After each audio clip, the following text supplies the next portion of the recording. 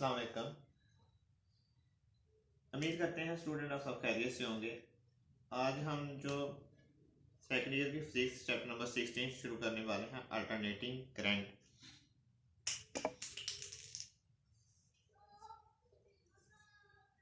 AC. आज हम introduction देखेंगे कि अल्टरनेटिंग करंट हमारे पास होता क्या है। लेकिन अल्टरनेटिंग करंट के बारे में जानने से पहले हमें ये पता होना चाहिए, जो कि हम पीछे चैप्टर में 12 में 13 14 में पढ़ चुके हैं, डायरेक्ट करंट के। डायरेक्ट करंट क्या होता है, तो इससे पहले मैं आपको रिव्यू देता चलूँ कि हमारे पास जो डायरेक्ट करंट है वो क्या होता है, जिसको हम रिप्रेजेंट करते हैं डीसी से। तो हमारे पास डायरेक्ट करंट होता है। Direct current is one directional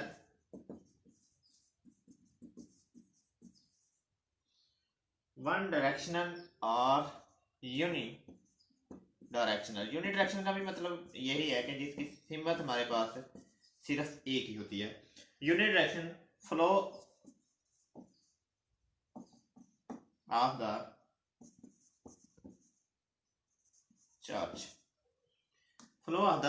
charge कि जो हमारे पास चार्ज पार्टिकल होते हैं किसी भी सर्किट के अंदर, तो जब उनके मूवमेंट की सिर्फ एक ही सिमत होती है, उनके मूवमेंट की सिर्फ एक ही सिमत, मैं आपको यहाँ से डायग्राम से भी मदद से बता देता हूँ।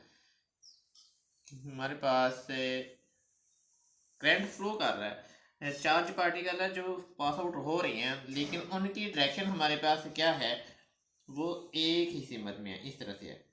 तो इसको हम कहते हैं uni directional of the charge particle. और इस तरह की जो हमारे पास मूवमेंट होती है ऑफ द चार्ज पार्टिकल, वो हमारे पास कहलाती है direct current.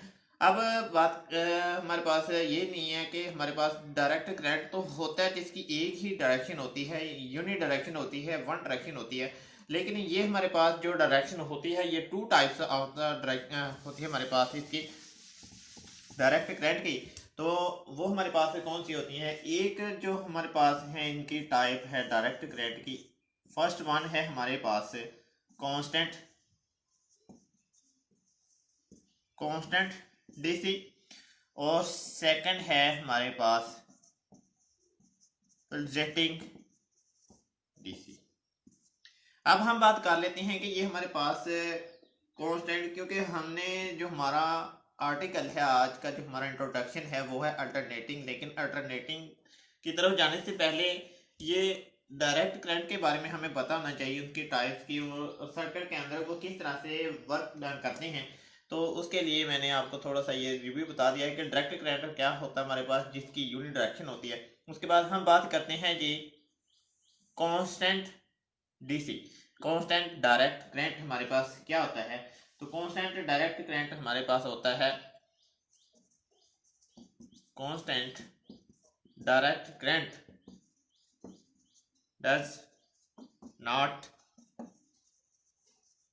change in magnitudes in which circuit, कि जब किसी भी डिवाइस के अंदर, किसी भी इलेक्ट्रॉनिक सर्किट के अंदर जब करंट की मैग्नीट्यूड चेंज नहीं होती, तो वो हमारे पास होता है कांस्टेंट डीसी। अब does not change in the magnitude of the circuits, इसका मतलब क्या है हमारे पास, कि हम यहाँ पर एक ग्राफ ड्रा कर लेते हैं,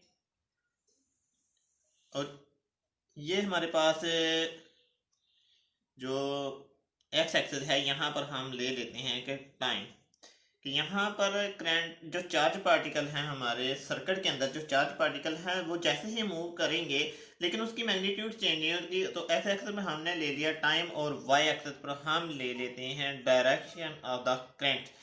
कि यहाँ से अगर हम देखें कि करंट इंक्रीज हो रहा है, मैं यहाँ पर कोई एक पॉइंट से कंसिडर कर लेता हूँ कि ये कोई मेरे पास पॉइंट है, यहाँ से चार्ज पार्टिकल फ्लो हो रहे हैं, तो वो पैरेलल होंगे द एक्स एक्सिस की तरफ। कि जैसे जैसे यहाँ से टाइम पास आउट हो रहा है, यहाँ पर 2 सेकंड है, यहाँ पर 4 सेकंड है, यहाँ पर 6 है, यहाँ पर 8 सेकंड है, तो जैसे जैसे यहाँ पर आप देख सकते हो कि टाइम के साथ साथ जो करंट की डायरेक्शन है, जो करंट की मैग्नीट्यूड्स है वो कांस्टेंट है। और इसको हम एक और इसके लिए हम एक वर्ड इस्तेमाल करते हैं जिसको हमने प्रीवियस चैप्टर में हम पढ़ चुके हैं। इसके लिए हम स्टेडी करंट्स का लफ्ज इस्तेमाल करते हैं। अब ये हमारे पास क्या है कि कांस्टेंट, जब कि हमारे पास ये है हमारे पास मैग्नीट्यूड। अब यहाँ पर मैंने डीसी के लिए एक डायग्राम ये ड्रा की थी कि यहाँ पर यूनिट डायरेक्शन होता है, अगर चार्ज पार्टिकल यूनिट डायरेक्शन में मूव करेंगे। इसका मतलब है कि यहाँ से जैसे जैसे आपके पास टाइम गुजरता जा रहा है, टाइम के साथ साथ इसकी मैग्नीट्यूड देखो, यहाँ पर जीरो थी, यहाँ पर मैक्सिमम, यहाँ पर फिर जीरो, यहाँ पर फिर मैक्सिमम, यहाँ पर फिर जीरो, यहाँ पर फिर मैक्सिमम। तो इसी लिहाज से उसकी मैग्नीट्यूड्स के अंदर चेंजिंग आ रही है। लेकिन जब हम बात करते हैं कांस्टेंट डीसी की, तो हम देखते हैं कि यहाँ पर जो करंट की मैग्नीट्यूड है वो चेंज नहीं हो रही। तो ये हमारे पास होती है, इस तरह के करंट को हम कहते हैं डायरेक्ट करंट। लेकिन कौन सा डायरेक्ट करंट? Constant DC. अब बात करते हैं हम पल्सेटिंग करंट के। हमारे पास पल्सेटिंग करंट क्या होता है?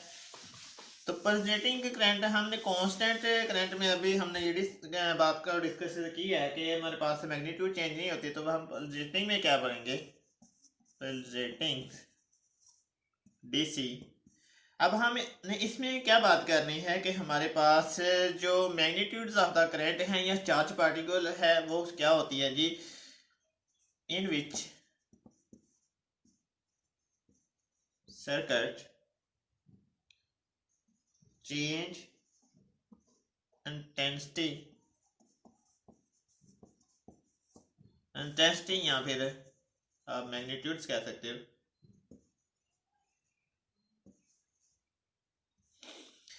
कि जैसे जैसे आपके पास चार्ज पार्टिकल मूव करना स्टार्ट कर देते हैं तो उसके साथ साथ हमारी जो करंट की यानी कि चार्ज पार्टिकल की मैग्नीट्यूड्स है वो क्या होना शुरू हो जाती है? चेंज होती है। तो ऐसा डायरेक्ट करंट जिसमें हमारे पास चार्ज की मैग्नीट्यूड्स चेंज हो वो हमारे पास कहलाता है pulsating DC, pulsating direct current. For example मैं यहाँ पर फिर एक डायग्राम ड्रा कर लेता हूँ कि ये हमारे पास जो एक्स एक्सिस है वो हमारे पास टाइम है, और वाई एक्सिस की तरफ हमने क्या प्लॉट कर लिया? करंट को। कि ये डायरेक्शन हमें बता रही है कि टाइम यहाँ से पास आउट हो रहा है, और ये जो वाई एक्सिस की तरफ है ये हमारे पास करंट है। तो अब जो हमारे पास पल्सेटिंग डीसी है वो किस तरह से होगा कि यहाँ से जैसे जैसे टाइम गुजरता जाएगा, यहाँ पर 2 सेकंड है, यहाँ पर 4 सेकंड है, यहाँ पर 6 है, यहाँ पर 8 सेकंड है।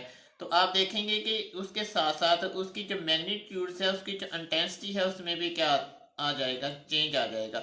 लेकिन होगा कौन सा? यूनिट डायरेक्शन, एक ही सीमत में होगा, ये अपोजिट डायरेक्शन में नहीं जाएगा। क्योंकि हम डीसी की बात कर रहे हैं तो डीसी हमारे पास यूनिट डायरेक्शन होता है। तो इस तरह से हमारे पास पल्सेटिंग डीसी जो होता है, पल्सेटिंग डायरेक्ट करंट जो होता है, इस तरह से उसकी डायरेक्शन होती है। लेकिन आपने अभी यहाँ पर कांस्टेंट की बात की थी तो आपने देखा था वहाँ पर स्टेडी करंट था, वहाँ पर उसकी जो चार्ज पार्टिकल की मैग्नीट्यूड है वो चेंज नहीं हो रही थी। यहाँ पर आप देख रहे जीरो है, यही मैक्सिमम है, ये फिर मिनिमम आ गया, ये मैक्सिमम है। तो इसको हम कहते हैं पल्सेटिंग डायरेक्ट करंट। अब चलते हैं हम अपने आज के आर्टिकल की तरफ जो कि हमारे पास है एसी अल्टरनेट। अल्टरनेट बादल एक दूसरे का अपोजिट। तो बात करते हैं हम अल्टरनेट करंट की कि अल्टरनेट करंट हमारे पास क्या होता है? Alternating current is an electric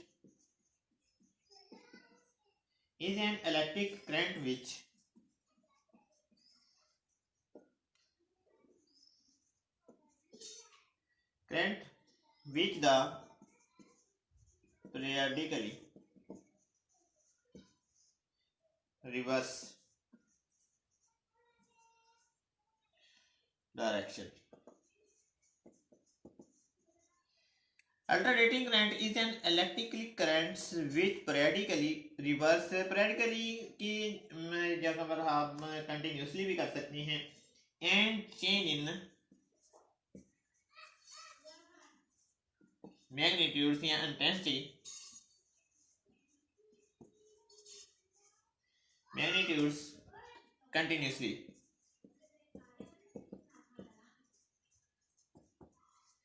कि यहाँ पर हमने क्या बात की है कि जो हमारे पास अल्टरनेटिंग करंट होता है जो किसी भी इलेक्ट्रिक सर्किट के अंदर, इलेक्ट्रिक डिवाइस के अंदर, वो हमारे पास पीरियडिकली होता है रिवर्स, यानी कि उसकी डायरेक्शन है एक एक मरतबा हम कह सकते हैं कि पॉजिटिव की तरफ डायरेक्शन होती, एक तरफ एक मरतबा हमारे पास नेगेटिव की तरफ डायरेक्शन होगी।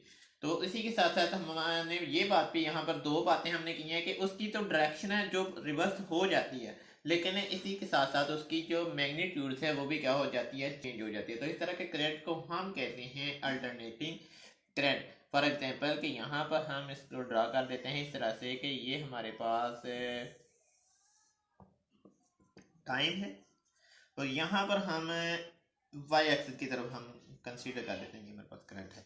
अब हमने यहाँ पर जैसे कि डेफिनेशन में आपको नजर आ रहा है कि पीरियडिकली रिवर्स हो जाता है। पीरियडिकली का मतलब है कि equal intervals of the times. यहाँ पर अगर हम बात करेंगे ये जो फर्स्ट हाफ साइकिल है यहाँ तक, अब सेकंड जो हाफ साइकिल होगा उसने डायरेक्शन को क्या करना है, रिवर्स करना है। तो आप इसको कह सकते हो पॉजिटिव मैक्सिमम करंट, और यहाँ पर जो डायरेक्शन को चेंज करेगा नेगेटिव मैक्सिमम करंट, तो उसकी डायरेक्शन क्या हो जाएगी, चेंज। अब यहाँ पर उसने सिर्फ हमें पीरियडिकली का मतलब मैंने आपको दोबारा बता दिया कि यहाँ से जो हाफ साइकिल उसने कंप्लीट किया, अगर यहाँ से यहाँ तक हाफ साइकिल उसने 3 सेकंड में कंप्लीट किया, तो यहाँ से जो नेगेटिव हाफ साइकिल है वो भी आगे उसने 3 सेकंड में ही कन्वर्ट करना। इसका क्या मतलब है कि जितने इंटरवल ऑफ द टाइम्स में वो पॉजिटिव हाफ साइकिल को अचीव करता है, उतने ही इंटरवल ऑफ टाइम में वो नेगेटिव हाफ साइकिल को अचीव करेगा। तो दूसरी बात हमने यहाँ पर ये देखी है कि change in the current of the electric circuit, यहाँ पर मैग्नीट्यूड्स को भी चेंज कर रहा है। यहाँ पर जीरो है, यहाँ पर मैक्सिमम है, यहाँ पर फिर मिनिमम है, यहाँ पर मैक्सिमम है लेकिन अपोजिट द डायरेक्शन। ये पॉइंट है जो ये भी मैक्सिमम है और ये वाला पॉइंट है ये भी करंट मैक्सिमम है बट अपोजिट डायरेक्शन। यह पॉजिटिव मैक्सिमम हाफ साइकिल का है और ये नेगेटिव मैक्सिमम हाफ साइकिल का है। तो दोनों पॉइंट मैक्सिमम है, यहाँ पर ये दोबारा क्या हो जाता है, मिनिमम हो जाता है। तो पीरियडिकली रिवर्स हो जाता है, उसकी चेंज इन द मैग्नीट्यूड्स हो जाती है।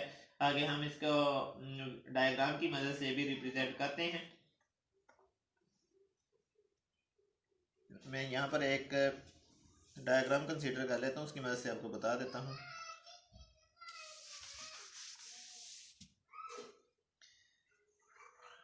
यहाँ पर हमने लगा दिया है एक एसी सोर्स, इसको हम कहते हैं जी, ये हमारे पास है एसी सोर्स, और इसके साथ हमने एक रेजिस्टेंस लगा दी है, या कोई आप लोड्स कह सकते हो इसको। ये हमने कोई और रेजिस्टेंस या कोई लोड वगैरह लगा दिया यहाँ पर। अगर मैं यहाँ पर बात करता हूँ कि ये हमारे पास टर्मिनल ए है, ये हमारे पास टर्मिनल बी है। अब मैं क्या करूँगा, यहाँ पर करंट की डायरेक्शन को, क्योंकि यहाँ पर हमने एसी सोर्स लगा दिया है कि जैसे ही ये अपनी पोलैरिटी को चेंज करेगा तो उसी के साथ हम पढ़ चुके हैं कि जो करंट चार्ज पार्टिकल हैं पॉजिटिव टू नेगेटिव मूव करते हैं। यहाँ पर मैं कंसीडर कर देता हूँ कि ये पॉजिटिव ए है, तो यहाँ पर ये लोड का टर्मिनल है ये ए होगा, यहाँ पर ये बी के साथ कनेक्ट है, तो यहाँ पर जो रेजिस्टेंस का या लोड का टर्मिनल है ये हमारे पास बी होगा। अब हम यहाँ पर इसको पोलैरिटी इस तरह से कर देते हैं, एडजस्ट कर देते हैं। ए को हम पॉजिटिव कंसीडर कर लेते हैं और बी को हम नेगेटिव कंसीडर कर देते हैं। तो क्या होगा, हमारे पास जो टर्मिनल ए है यहाँ पर हमारे पास क्या आ जाएगा, पॉजिटिव यानी कि हाई पोटेंशियल डिफरेंस, और यहाँ पर हमारे पास लो। तो करंट फ्लो करना स्टार्ट कर देगा ए टू बी।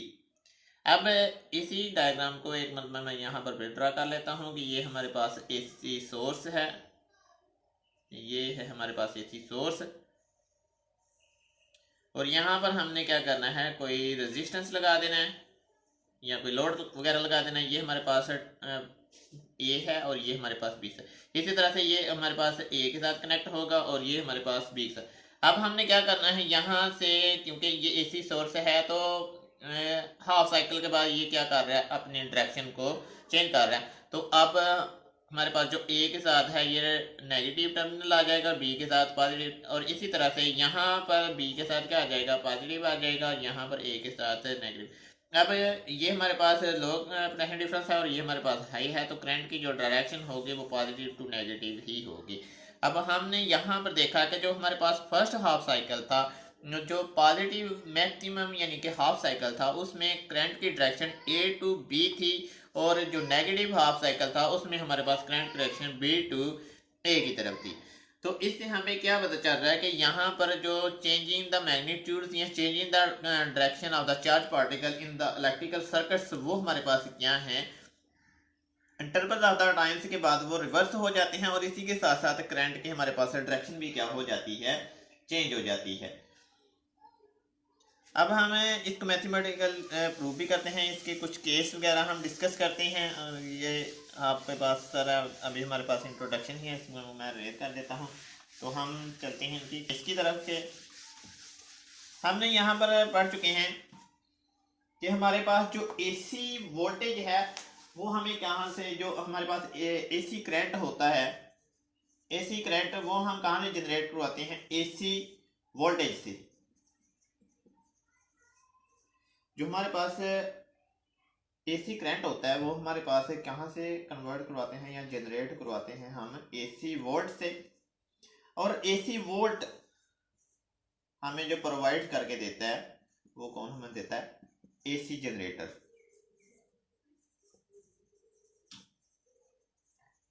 एसी वोल्टेज हम कहाँ से जनरेट करवाते हैं, एसी वोल्ट से। हमने ये रिलेशन पढ़ चुके हैं एसी जनरेटर के बारे में कि V इक्वल है, उसके पोटेंशियल डिफरेंस निकालना है तो V not sine of the.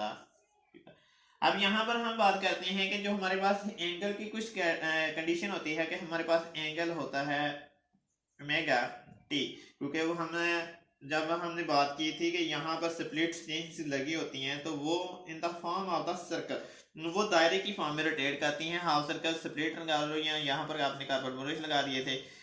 Chapter number 15 में हमने जनरेटर के बारे में डिटेल से डिस्कस कर चुके हैं। तो यहाँ पर जब हमारे पास ये रिंग्स क्वाइल्स जब घूमती है, यहाँ पर आपने इसको एक क्वाइल के साथ एडजस्ट किया था, तो जैसे ही ये क्वाइल घूमेगी सर्कल की फॉर्म में, तो वहां पर हम एंगुलर्स के लिए यहाँ पर एंगल को चेंज कर देते हैं। तो हमारे पास जो एंगल होता है वो हमारे पास होता है ओमेगा टी के इक्वल होता है,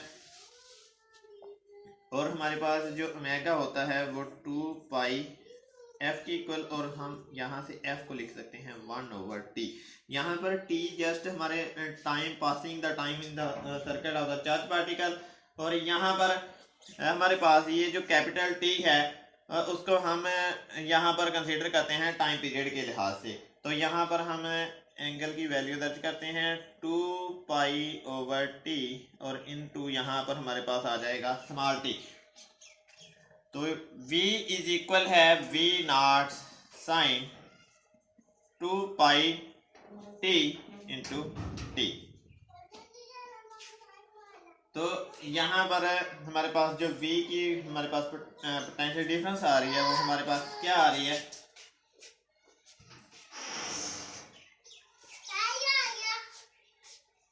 अब हम यहाँ पर टेंशन डिफरेंस की हमारे पास वैल्यू जो आ चुकी है, अब हम यहाँ पर कुछ केस डिस्कस कर लेते हैं।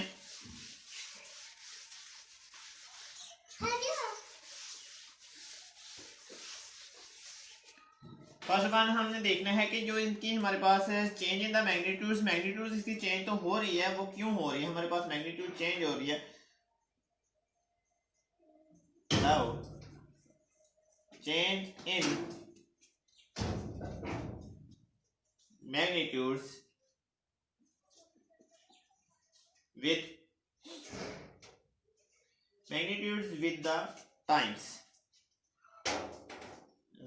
with angle, sorry, how change in the magnitude, हम फर्स्ट केस में हम इसमें डिस्कस करने वाले हैं कि how change in the magnitudes with the angle theta के लिहाज से। हम थीटा के लिहाज से हमने यहाँ पर रिलेशन लिखा था v इक्वल है v नॉट साइन, यहाँ पर हमने एंगल की जगह पर लगाया 2 पाई/t इंटू टी। अब यहाँ पर हम एक डायग्राम ड्रा कर लेते हैं कि हमारे पास यहाँ पर हमें इसने क्या बताना है, टाइम, और यहाँ पर इस पॉइंट पर हमें क्या बताना है, मैक्सिमम, और इस पॉइंट पर हमें क्या बताना है, मिनिमम करंट। अब हम यहाँ पर कुछ कंडीशन यहाँ पर लगा देते हैं कि यहाँ पर हमारे पास एंगल 0 है, यहाँ पर हमारे पास π/2 है, यहाँ पर हमारे पास है पाई, यहाँ पर हमारे पास है 3π/2 और यहाँ पर है हमारे पास 2π। अब हमारे पास जो एंगल है यहाँ पर 90, यहाँ पर 180, यहाँ पर 270, यहाँ पर हमारे पास क्या आ रहा है 360। अब ये डिफरेंस वैल्यू हम यहाँ पर लगाएंगे और हम देखेंगे कि v की वैल्यू हमारे पास क्या आती है। तो फर्स्ट वन हम एंगल उसको कहते हैं कि हमारे पास 0 है, एंगल हमारे पास क्या है 0। तो जब हम यहाँ पर 2πt की जगह पर हम 0 लगा देंगे तो in the case of the angle, तो यहाँ पर मैं पहले एंगल लगा देता हूँ। तो यहाँ पर जब हम 0 लगाएंगे तो साइन 0 किसके इक्वल होता है 0 के इक्वल होता है। तो हमारे पास यहाँ पर जो इसकी वैल्यू आएगी करंट की वो क्या आएगी मिनिमम आएगी। सेकंड, क्योंकि हमारे पास है यहाँ पर इन द पोटेंशियल डिफरेंस है ये, और इसी के साथ हम एक और ग्राफ ड्रा कर देते हैं। ये पॉजिटिव पोटेंशियल डिफरेंस, ये नेगेटिव पोटेंशियल डिफरेंस है, और यहाँ पर हम एक डायरेक्शन इसी सीमत में हम ले लेते हैं करंट की कि हमारे पास ये है maximum current in the positive half cycle और maximum current in the negative half cycle. तो यहाँ पर हम एंगल लगाएंगे 0, तो जब साइन 0 बराबर होगा 0 का तो ये सारा फैक्टर 0 हो जाएगा। तो हमारे पास पोटेंशियल जो वोल्टेज आ जाएगा वो क्या आएगा 0 इस पॉइंट पर। अब यहाँ से इस पॉइंट पर है तो इसका मतलब है यहाँ पर अभी हमारे पास करंट क्या है मिनिमम है। अगर हम यहाँ पर एंगल लगाएंगे π/2 तो हमें पता है कि साइन π/2 इज इक्वल होता है 1 के। जब यहाँ पर साइन π/2 की जगह पर हम 1 लगाएंगे तो हमारे पास जो v है वो आ जाएगी v0 यानी कि पॉजिटिव मैक्सिमम। तो हम यहाँ से ड्रा कर लेते हैं इस पॉइंट पर हमारे पास जो पॉजिटिव v0 है वो हमें मिल जाएगी मैक्सिमम। तो इसी लिहाज से यहाँ पर अगर हमारे पास π/2 यहाँ पर है तो हमें कौन सा करंट मिल रहा है पॉजिटिव की तरफ यहाँ पर। उसके बाद हम यहाँ पर केस नंबर हम देखते हैं कि अगर हम एंगल लगाएंगे 180 का तो साइन जो 180 है वो दोबारा क्या होता है 0 के इक्वल होता है। तो ये सारा फैक्टर दोबारा साइन 180 0 और वो v0 के साथ मल्टीप्लाई होगा तो v भी हमारे पास क्या आ जाएगा 0। तो दोबारा हमारे पास यहाँ पर कौन सी डायरेक्शन बन जाएगी ये वाली। तो इस तरह से हमारा जो पॉजिटिव हाफ साइकिल है वो क्या हो गया कंप्लीट। तो यहाँ पर जब हमने साइन को 180 रखा था तो हमारे पास एंगल दोबारा करंट क्या हो गया 0 आ गया। अब हम बात करते हैं 3π/2 की कि हमने एंगल को क्या एडजस्ट करना है 3π/2 और हमें पता है कि एंगल 270 जो होता है वो किसके इक्वल होता है -1 के इक्वल होता है। अब यहाँ पर जब हम -1 लगाएंगे साइन 270 -1 के इक्वल और वो इसको हमें जो v की वैल्यू देगा वोल्टेज की वैल्यू देगा वो -v0 देगा और हमारे पास जो v0 है नेगेटिव यहाँ पर आ रहा है। तो इसने अपने डायरेक्शन को क्या कर लिया चेंज कर लिया और यहाँ पर हमारे पास 3π/2 है। तो यहाँ पर हमें करंट की डायरेक्शन भी किस फॉर्म में मिल जाएगी इन द रिवर्स फॉर्म में अपोजिट डायरेक्शन में मिल जाएगी। और यहाँ पर लास्ट वन है हमारे पास केस नंबर 4 की अगर हम बात करें तो हमारे पास एंगल है 2π, हमारे पास एंगल 2π है यानी कि 360 और 360 के ऊपर साइन दोबारा क्या होता है 0 के इक्वल होता है। साइन 2π इक्वल होता है 0 के तो हमारे पास जो वोल्टेज की वैल्यू मिलेगी वो दोबारा 0 मिलेगी। तो यहाँ पर मिनिमम पॉइंट की तरफ आ जाएगा और इसी तरह से यहाँ पर 2π के ऊपर हमारे पास जो करंट है वो भी क्या आ जाएगा मिनिमम। दोबारा से मैं इसको रिपीट कर देता हूँ, थोड़ा सा मैंने तेज़ी के साथ पढ़ाया या तेज़ी के साथ समझाने की कोशिश की है तो मैं दोबारा इसको बता देता हूँ कि जैसे हम देखते हैं कि मैग्नीट्यूड चेंज होती है with the angle of the function. तो साइन थीटा था हमारे पास और हमारे पास एंगल कौन कौन से हैं हमारे पास फर्स्ट वन है π/2 0 है π/2 है पाई है 3π/2 है और 2π है 90 है 180 है 270 है 360 है। हमने देखा है सबसे पहले कि स्टार्टिंग में हमारे पास क्या होगा कि अगर हम एंगल को 0 दर्ज करते हैं 0 पुट करते हैं तो यहाँ पर साइन 0 बराबर होता है 0 के तो वोल्टेज की वैल्यू हमारे पास 0। अगर वोल्टेज की वैल्यू हमारे पास 0 है तो यहाँ पर हमारे पास करंट भी क्या है 0। उसके बाद हम यहाँ पर sin 90 हमारे पास होता है +1 के, तो यहाँ पर जब +1 हम लगाएंगे तो वोल्टेज हमारे पास 1 आ जाएगा, यानी कि V0 आ जाएगा, मैक्सिमम पॉजिटिव हाफ साइकिल। तो यहाँ पर मैक्सिमम पॉइंट की तरफ हमारे पास जो वोल्टेज मिल जाएगा वो हमारे पास इस डायरेक्शन में आ जाएगा, और हमारे पास करंट यहाँ पर आ गया, मैक्सिमम आ गया। उसके बाद हमने 90 के बाद हमने यहाँ पर दर्ज किया था 180, तो साइन 180 दोबारा 0 के ऊपर होता, तो ये दोबारा इस लाइन के ऊपर आ जाएगा यहाँ पर, और इसी लिहाज से यहाँ पर करंट भी हमारे पास क्या आ गया, इसी पॉइंट के ऊपर आ गया। उसके बाद हम यहाँ पर देखेंगे 3π/2 साइन 270, तो साइन 270 जो हमारे पास होता है वो -1 के बराबर होता है, वो यहाँ पर इसको क्या कर देगा, नेगेटिव हाफ साइकिल। जो हमारे पास वोल्टेज मिलेगा वो डाउनवर्ड यानी कि अपोजिट डायरेक्शन में मिलेगा। तो यहाँ पर अब ये पॉइंट क्या है, ये भी वोल्टेज का मैक्सिमम पॉइंट है बट अपोजिट डायरेक्शन है, तो यहाँ पर जो हमारे पास करंट है वो भी अपोजिट डायरेक्शन में मिल जाएगा। लास्ट है जी हमारे पास 2π साइन 360, और यहाँ पर साइन 360 जो है हमारे पास वो हमारे पास क्या आता है, दोबारा 0 के ऊपर, तो दोबारा इसी लाइन पर मिनिमम, और इसी लिहाज से वोल्टेज अगर मिनिमम है तो हमारे पास करंट भी क्या है, मिनिमम है। आगे हमने बात करनी है how change in the magnitudes with time, के टाइम के लिहाज से हमारे पास किस तरह से मैग्नीट्यूड चेंज होती है। कि पहले हमने एंगल के लिहाज से मैग्नीट्यूड्स को डिस्कस कर लिया है, उनके 4 केस देख लिए हैं। अब हम यहाँ पर डिस्कस करने वाले हैं टाइम के लिहाज से। तो यहाँ पर आपके पास v इज इक्वल है V0, हम यहाँ पर अब एंगल नहीं लगाएंगे, हम लगाएंगे 2π t, तो यहाँ पर हमारे पास है t। तो हम यहाँ पर अब टाइम के लिहाज से बात करने वाले हैं, तो मैं यहाँ पर डायग्राम पहले ड्रा कर लेता हूँ, फिर आपको बता भी देता हूँ। ये हमारे पास V0 पॉजिटिव, ये है हमारे पास V0 नेगेटिव, और यहाँ पर आपके पास है t/4, ये हमारे पास 0 है, ये है हमारे पास t/2, ये है हमारे पास 3t/4, और ये है हमारे पास t। अब ये हमारे पास किस तरह से आ रहा है, यहाँ पर मैं पहले करंट की डायरेक्शन भी इसी के पैरेलल ड्रा कर लेता हूँ। ये हमारे पास t/4, ये t/2, ये 3t/4, और यहाँ पर है आपके पास t। तो आपने क्या करना है, यहाँ पर ये हमारे पास maximum current in the positive direction और maximum current in the negative direction. हम क्या करेंगे, यहाँ पर जो हमारे पास टाइम है हम उसकी जगह पर यहाँ पर 0 लगाएंगे, तो साइन 0 दोबारा सारा फंक्शन क्या हो जाएगा, 0 हो जाएगा। अगर हम यहाँ पर t की जगह पर हम लगाते हैं 0, तो इसका मतलब है यहाँ पर 0 वो इस सारे फंक्शन को क्या कर देगा, 0। तो जो हमें पास वोल्टेज मिलेगा वो क्या मिलेगा, 0, यानी कि इस डायरेक्शन में अगर मैं यहाँ पर पोटेंशियल डिफरेंस या वोल्टेज हमारे पास 0 है, तो इसका मतलब है उसमें अभी हमारे पास करंट भी क्या है, 0 है। अब हम यहाँ पर बात करते हैं कि अगर हमारे पास t हो t/4 की इक्वल, t/4 की इक्वल, यहाँ से यहाँ तक का जो डिस्टेंस है हमारे पास टाइम पीरियड्स का वो t/4 है, यहाँ से यहाँ तक भी t/4 है, यहाँ से यहाँ तक भी t/4 है, यहाँ से यहाँ तक भी t/4 है।